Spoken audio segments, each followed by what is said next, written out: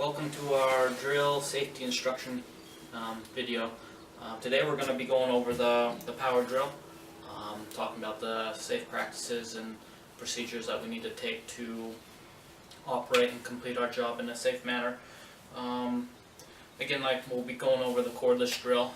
There is a corded drill that there's some also safety procedures you need to take.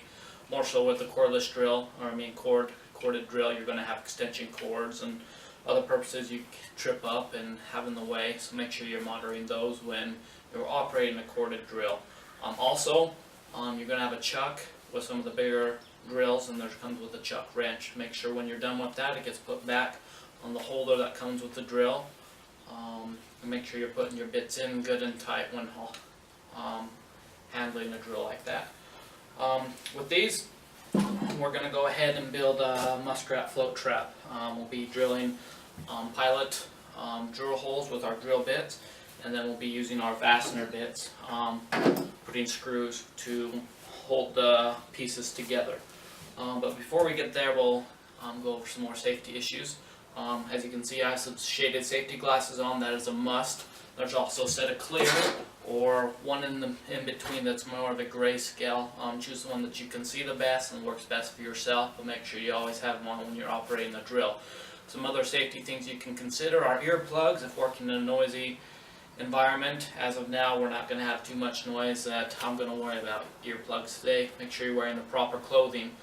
I got long sleeves, long pants, closed-toed shoes.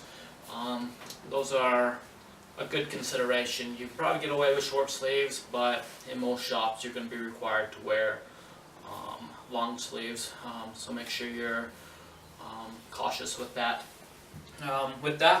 When installing the drill bit, we'll go ahead and start that with our big drill here. You put it inside the chuck, and then you will clamp it down.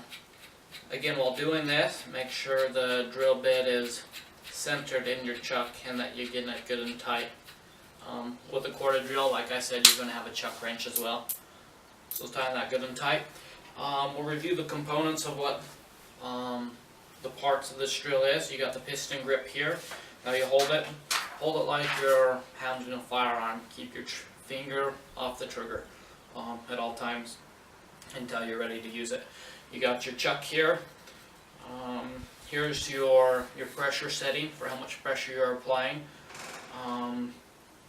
You got your trigger, of course. It's on the trigger lock. Here's the trigger lock. You also have the forward position, the reverse position, and then you have your power source here. So seeing that we're there, we'll go ahead and apply the power. Put your trigger lock back on. Right now it can't be operated. And you'll go ahead and drill your hole. Make sure you have good balance. That's your good balance when doing this. Use two hands so you have good control of your drill. And go ahead and drill your hole. When you drill your hole, then come back in the reverse position and reverse out.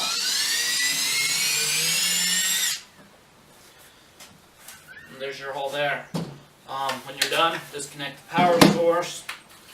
You can take out your drill bit and put your tools always back to where they need to go for safety organization and just having a clean, safe environment to work in. With that, we'll go ahead and go into applying our fastener bit. Make sure it's tight there.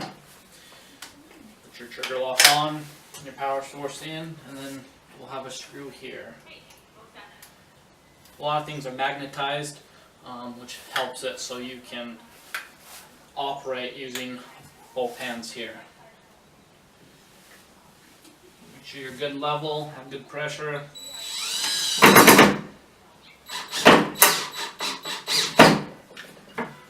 Like so. Again, disconnect the power. And that's that, I guess, just in review and conclusion of our safety. Again, make sure you're working in a good, clean environment. Everything's organized. Make sure you have good lighting, ventilation in your shop. Make sure you're wearing a proper PPE, safety glasses, long sleeves, short pants.